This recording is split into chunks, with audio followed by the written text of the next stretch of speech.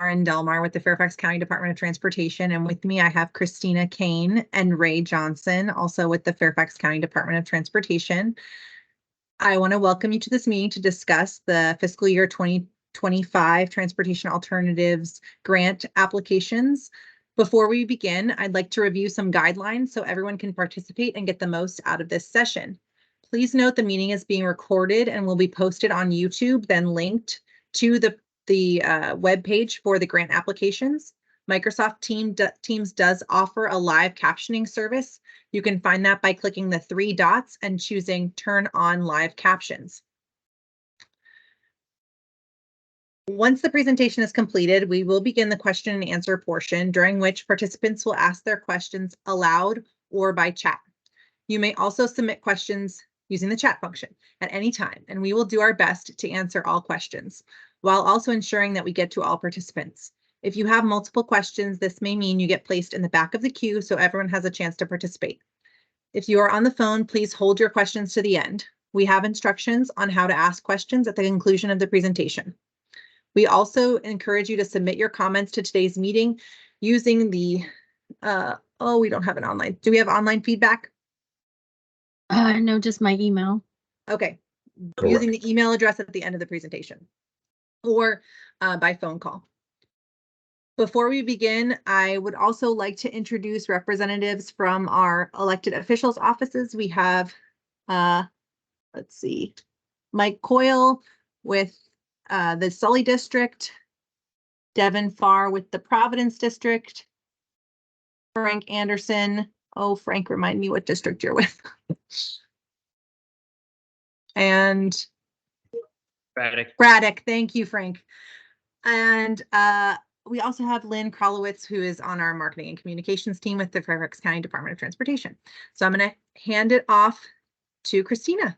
Thank you. Thank you, Lauren. Thank you. So I am Christina Kane, and I work in the Coordination and Funding Division of the Department of Transportation. And I'm going to be presenting the presentation this evening. So this is the agenda for the evening. We'll discuss the TA set-aside background, and that includes the project requirements and eligibility of the program. And we'll go over the 2025 program schedule. And we'll also talk about the current projects that are being considered for the applications that are due in October. And then, as Lauren mentioned, there'll be a question and answer session at the end of the presentation.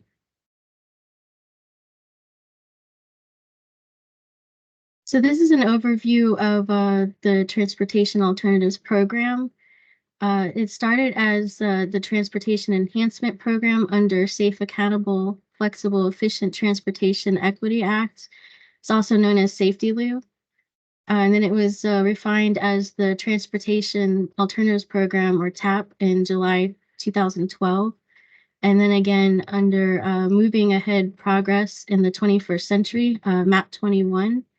And then it was reauthorized by the Fixing America's Surface Transportation, or also known as FAST Act, in 2015. And then again, the last time under the Bipartisan Infrastructure Law, or also known as Bill, in 2021. And so in order for the to be eligible for the TA set-aside funding, a project must relate to active or multimodal transportation and qualify under one or more of the categories on the slide. And so the programs are either, or the activities are under transportation alternatives, safe routes to school, or boulevard activities. And so this slide covers some of the eligible activities in the program. There's pedestrian and bicycle facilities, systems to improve safety for non-drivers, converting abandoned railroads to trail usage, turnouts, overlooks, and viewing areas, community improvements such as historic preservation, vegetation management, or archaeological activities, environmental mitigation activities such as stormwater management or water pollution management and reduction of wildlife mortality, And then there's the Safe Routes to School program that includes both infrastructure and non-infrastructure activities.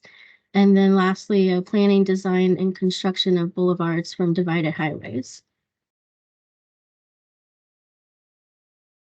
And here's some of the activities that aren't eligible under the TA program, administration costs, except for when specifically allowed by FHWA.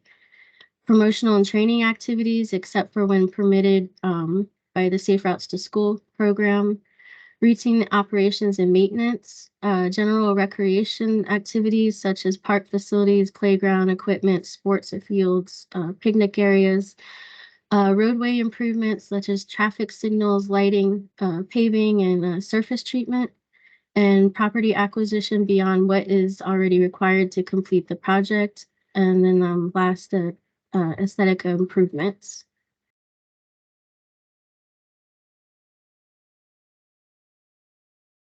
So now we'll dive a little deeper into the Safe Routes to School program. Safe Routes to School has been active since 2007 when VDOT provided grant funding to school systems. And this program encourages children in elementary and middle schools to lead healthier and active lifestyles by walking and biking to school. The goals of the Safe Routes to School program are to educate school children in safe walking and biking practices, encouraging children to use an active mode of transportation, and enforcing traffic laws on the streets surrounding the schools to provide a safe environment for walking and biking, providing engineer improvements around schools such as crosswalks, signage, and sidewalks, and then evaluating the effectiveness of program activities and engineering improvements.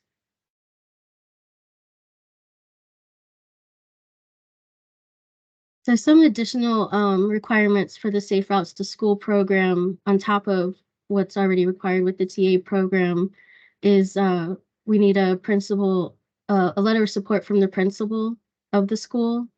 The school must be a Title I school, which means that it receives federal funding to help low-income students.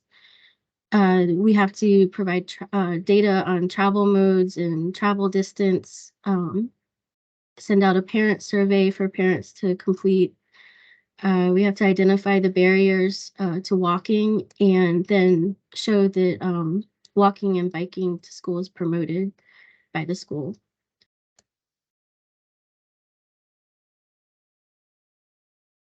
So this slide just covers some additional highlights of the program that are important to know. It's federal funding available to localities and other agencies. The program reimburses 80%, so that means that we have to provide the 20% match for whatever we apply for. It's really designed for smaller, non-traditional transportation projects and non-motorized improvements. And then there's a cap on how much can be awarded for each project, which is $2.5 million. And then if the CTB selects a project, it must fund at least 50% of what's requested. And also the project has to be in a certain phase of design and ready. It has to have a construction ready to go within 4 years of the award.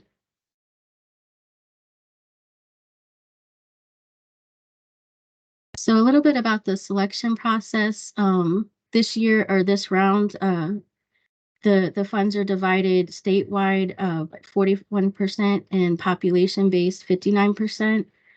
And so those funds will be divided amongst the district CTB members and the Secretary of Transportation for project selection in their areas. This slide covers the schedule for the this round of the TA program. Pre-applications were due June 30th, and the final applications are due October 2nd. We plan to seek board endorsement of the projects in September, and then October through March is the review process for VDOT, and then they'll make the recommendations probably in sometime in April. And in May, there's public hearing meetings for the recommendations for the 6-year improvement plan.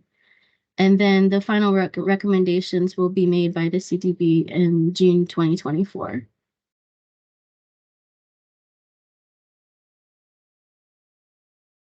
So we wanted to let you know about the awards of projects from the last round of FY23-24 funding. Shrevewood Elementary School received $800,000. Bush Hill Elementary received $640,000. Vienna Metro Bike Connection Project $640,000, and the Mason Neck Trail Northern Segment received $800,000.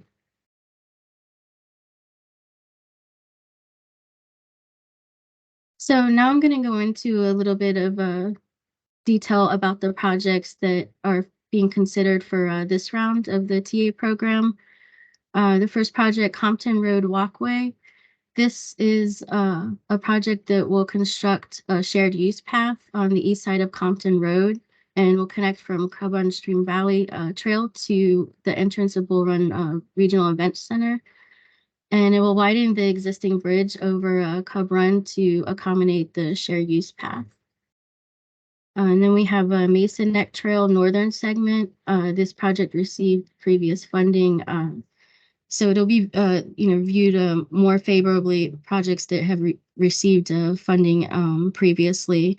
And this project will construct missing walkway links along Gunston Road from Richmond Highway, also known as Route 1, to the existing Mason Neck Trail in the park.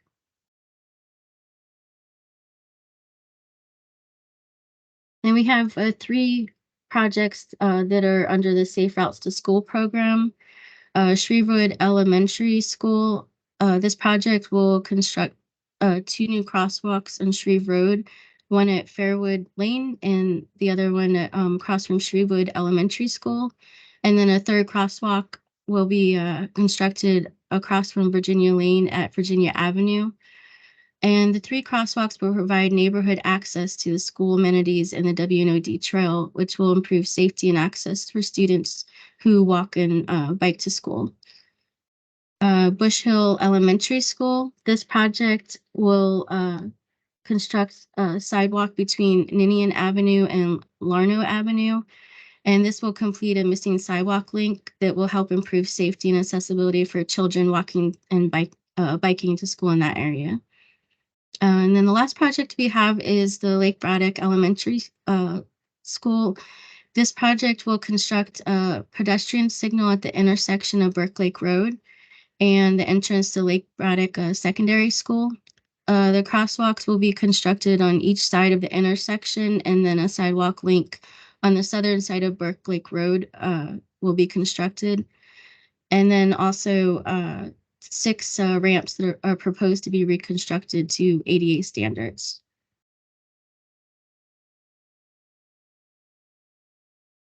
So that covers all the projects that we plan to be submitting for this round.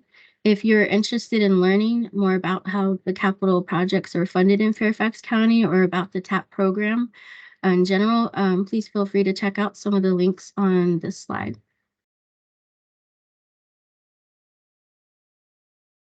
And so that concludes our presentation for the evening. I want to thank everyone for joining us. And at this time, we will open up the meeting to any questions or comments from the public. If you would like to speak, please raise your hand and we'll unmute your microphone. And then if there's any other questions or comments, please feel free to reach out to me with the email on the screen, christina.kane@fairfaxcounty.gov. Christina, before we get started with questions, Delegate Vivian Watts has joined us and just wanted to give her the opportunity to speak if she had anything she wanted to say. Okay.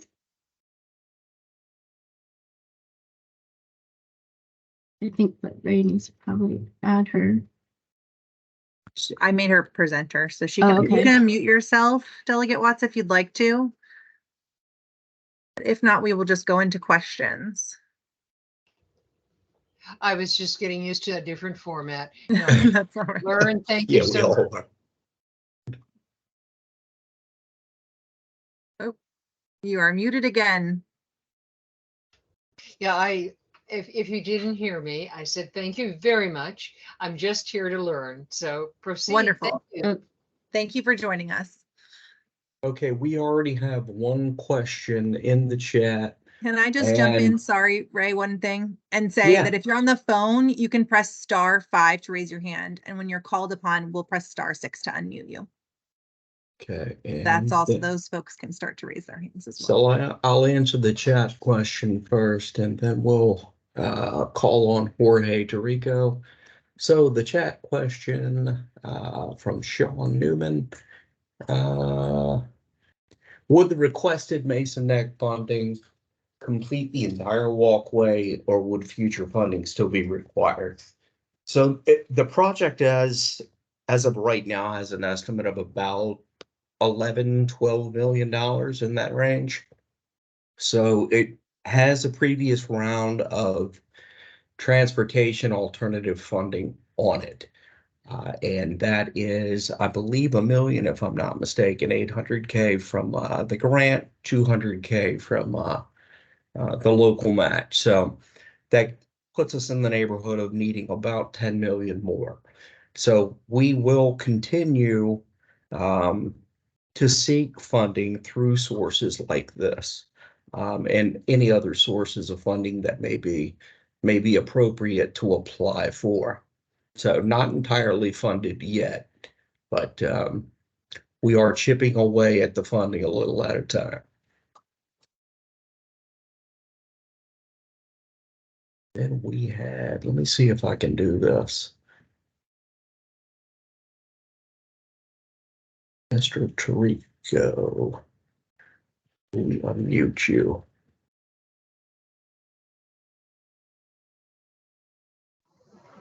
Okay, Good Jorge, evening. you should be able to unmute yourself. I think we can hear you. Perfect. Thank you so much. Good evening, everyone. Thank you so much for the work. Appreciate the work of public transportation, infrastructure. And so, again, I appreciate the time to briefly make 2 questions and a quick statement, or ask for help. The first question would be, are there going to be plans as to the actual work that is going to get done at Lake Braddock made available, or were they made available already earlier? I got on a little bit late in the call. If they are, could that link be put on the chat? Is my first question. Second question would be actually, so is that a hawk signal that will be at Lake Braddock at the crossing? And is there anything being done on the Lake Braddock side, Lake Braddock Drive? Again, just want to point out how about a half mile from the school, this being the largest school in Virginia, there was a pedestrian fatality last year. And there are kids who are getting hit, and a lot of times that's underreported, not in the VDOT data. In my last ask for help is, could I have Fairfax County Department of Transportation please help me to help the Fairfax County Public School Office of Student Safety and Security understand that a donated, brand new, top of the line Darrow Fix-It bike repair stand is not a danger to students. Them being able to fix their own bikes, flat tires, and have tools cable locked to this device with a separate air pump is not a danger. And it's definitely not a danger when you compare it to parking infrastructure and any car-centric infrastructure. Thank you.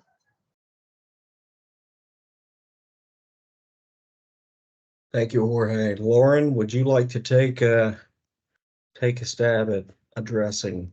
Unfortunately, the Fairfax County Public Schools make their own decisions regarding this, and we don't have any authority to affect their decision making regarding the bike fix-it station. However, we do have those in our bike rooms. So if they'd like to see one, we can show them what we have. That'd be great if I can have them visit. That would be wonderful, because the only ones that I could find were in DC, and videos did not prove compelling enough.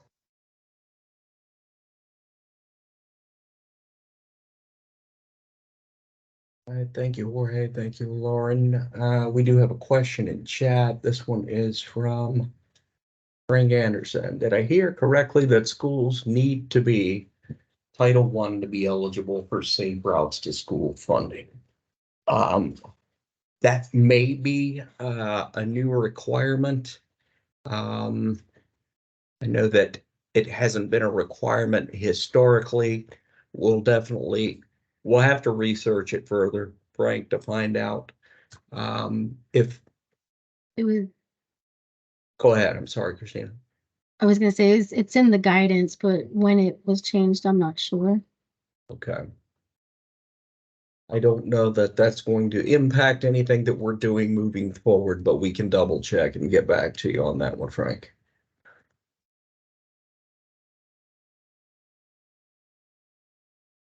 Okay. Anyone else? Questions? Hold on 1 second.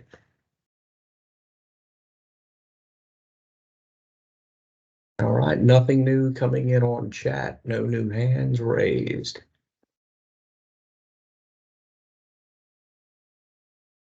I'm going to lower your hand, Jorge.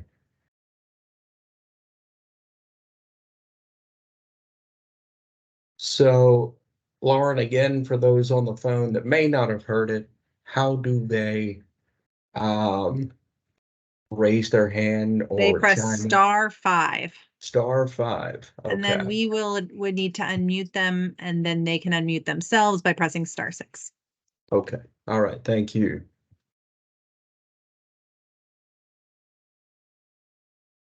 So there was still the question on Lake Braddock if there's plans available. So right Yeah. now we are actually waiting for VDOT to conduct a signal warrant analysis to determine what type of pedestrian signalized crossing is warranted. We expect it to be a full signal warrant met with pedestrian crossing volumes. But if not, it will be a pedestrian hybrid beacon. It will definitely meet that warrant.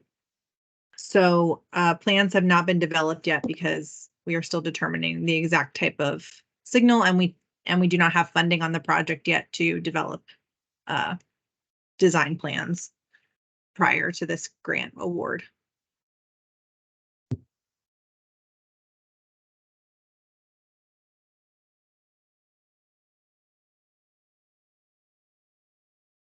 Okay, we have a question from Kevin O'Brien. And how was the current list of proposals whittled down?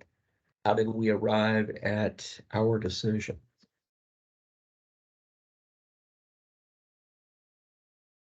Well, I'm going to speak to it, and then I'll let Lauren chime in. So typically we will look to projects that we, number one, have board approval already to seek funding for. These are transportation priority plan projects that have already gone through a public outreach or bidding process. We'll look to the projects of a smaller scale, smaller in scope for programs like this, given the amount of funding that we're talking about applying for. Once we've secured funding for these, like take Mason Neck, Compton Road, for instance. If we're awarded funding for the projects, we need more money for it in the following years, then we'll request additional funding. So basically, if we need money for additional funding on a project that has already received transportation alternative funding or safe routes school funding, that will be high on the list, if you will. Then we'll look to other transportation priority plan projects that have not received funding and or look to other project priorities. So Lauren, is there anything that you want to add to that? Yeah, the only project this round that does not have funding on it already is the Lake Braddock Secondary School project, and that one was selected because they won a grant and conducted a walkabout they won a walkabout grant from the state already last year and conducted a walkabout of the school to determine where the needs were. So we had a study to support the need for the improvement that we're seeking the grant funding for. And it meets the criteria in terms of the cost. They had a lot of other needs that were a lot more expensive and would have needed multiple rounds of funding, but this one should need one round of funding. Thank you, Lauren. And as Christina had pointed out earlier in the presentation, when we're requesting continued funding for projects, those projects, if you will, are kind of viewed more favorably, especially if we are making considerable advancements in implementation. Okay, I don't see any other questions in chat. There are no other hands raised as of right now. Let me see. Our meeting attendance, so we're still at about 24 right now. So nobody has left. But let me see. Mr. Tarico is pointing out that Lake Braddock is not a Title I school.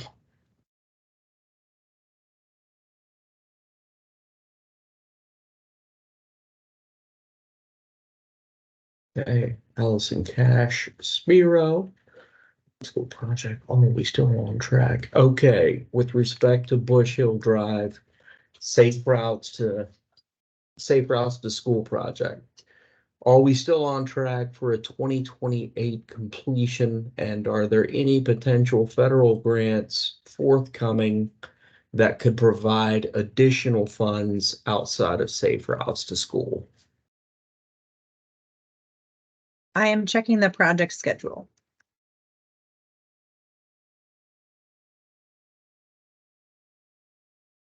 We don't have a detailed schedule right now because the survey has not been completed. So at this point, we go back to our old schedule, which means that we are still targeting 2028. However, that will likely be adjusted either sooner or later when the survey is completed, which is it was received about a month ago and it has not been fully evaluated yet. So and probably in the next 2 months, we'll have more information.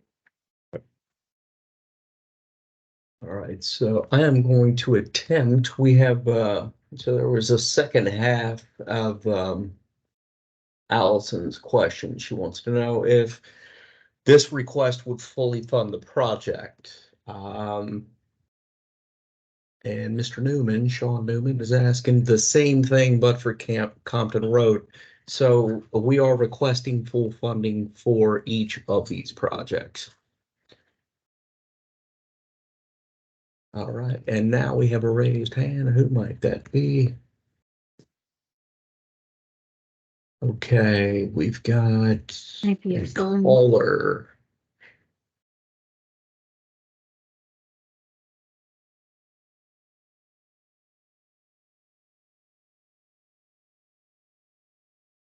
Okay, so whomever has their hand raised as of right now, is it *5 or *6? *5.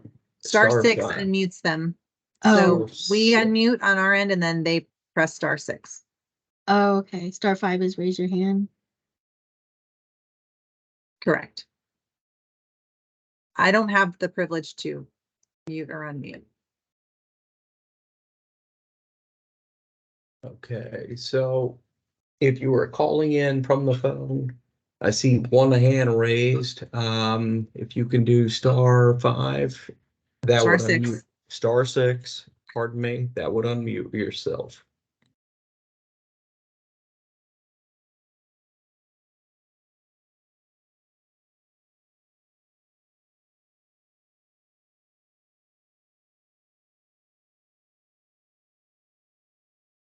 All right, we are Can you hear me? Yes, we can hear you. Can hear you now. Sorry, Yeah. It took me a minute. So I'm also at Lake Braddock, and I just wondered if there's anything else we need to do or submit to you guys to support our application or your application at this time.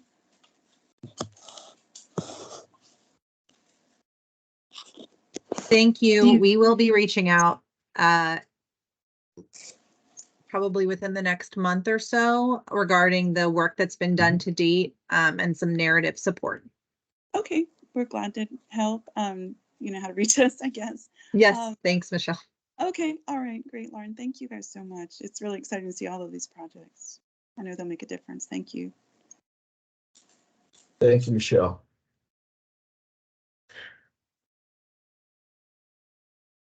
Okay, I know that we had one caller, external caller, that had Yeah, I their think their hand raised. their hand isn't raised anymore. Not anymore, no.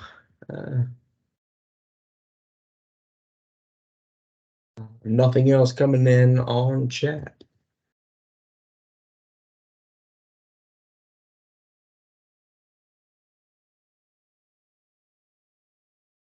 Okay, we do have a Kevin question. has a question. Yeah.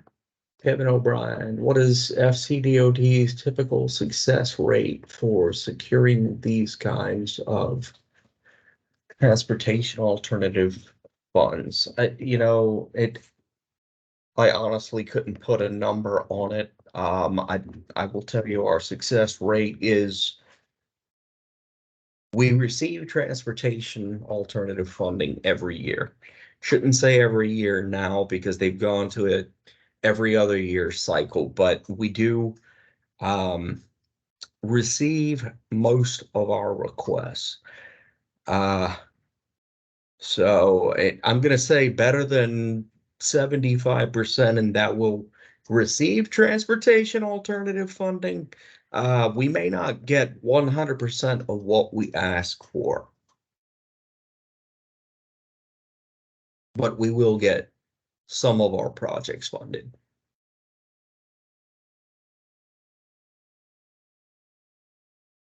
TPP list available here. Yes, it is. Thank you, Sean. Sean has put a list to the TPP Transportation Priority Plan projects in the chat. I think that link's also on the slide. I'm yes, it is, I think. Yep. Yep.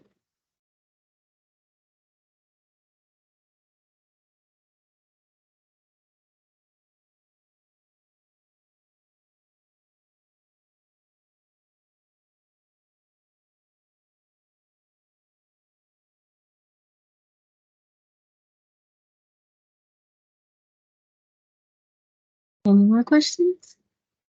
No more questions. Nothing else coming in. There's one more in the chat. Oh.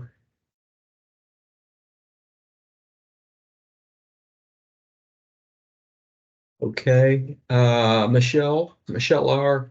Yeah. Are you able to share a link to the funding opportunity or grant so we can see the reference to Title I prioritization for this year? Do we have that in the presentation now? Yeah, Christina? it's the last link. TA guidance. Yeah, last link and on slide 15, Yeah, which will so- be, let's see if there's any way we can look at that. There we go. Oops. I'll put it in the chat.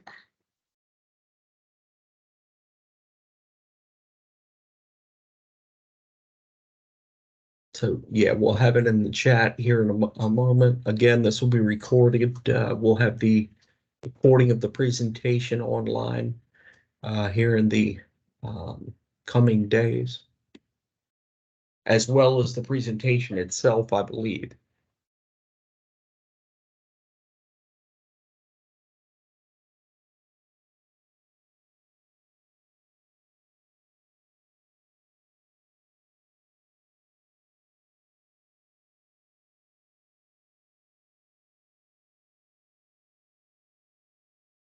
I'm going to stop sharing just for a second to, unless anyone else needs my email.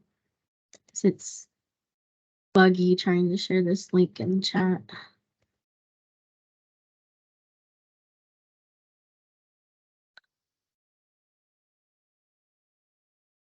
There we go. Thank you.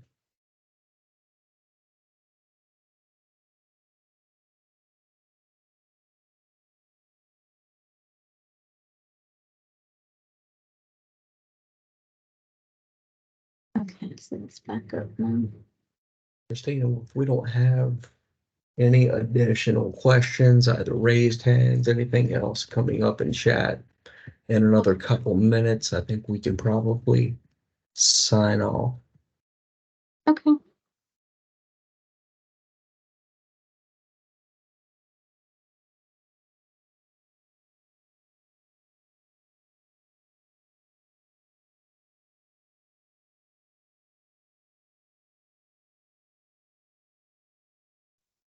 I apologize. Would you just redisplay the funding slide, the award potential amounts, I guess what's applied for?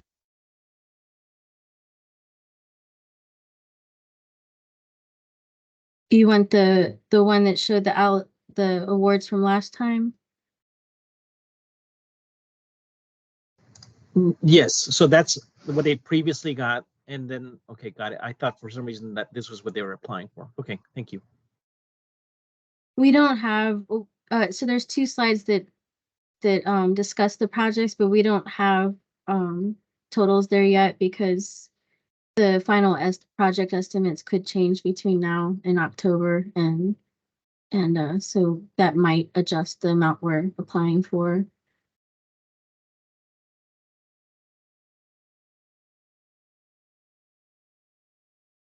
Okay.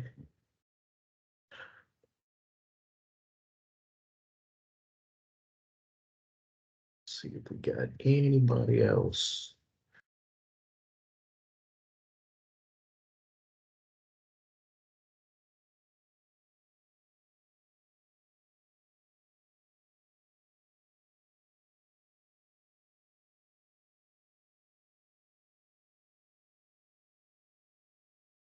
I don't see any other questions. Nope.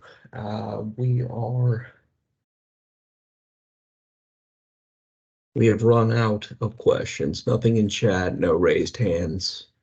New raised hands, I should say. Okay.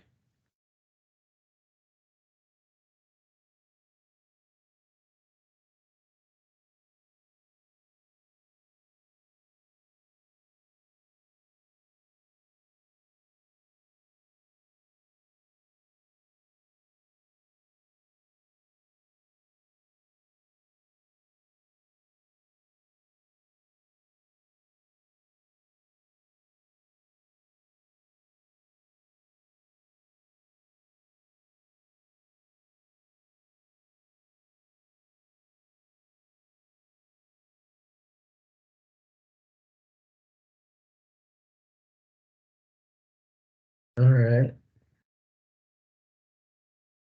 Yeah, we've got folks taking off. Christina, I think it is safe to adjourn. Okay. If you would like to wrap this thing up. Well, yep. Mhm. Again, thanks everyone for joining. And if you do think of anything else, reach out to me at christina.kane@fairfaxcounty.gov. Right. Thank you all very much Thank for you. being here this evening. Take care. Thanks, Have a good everybody. evening. Thanks, everyone.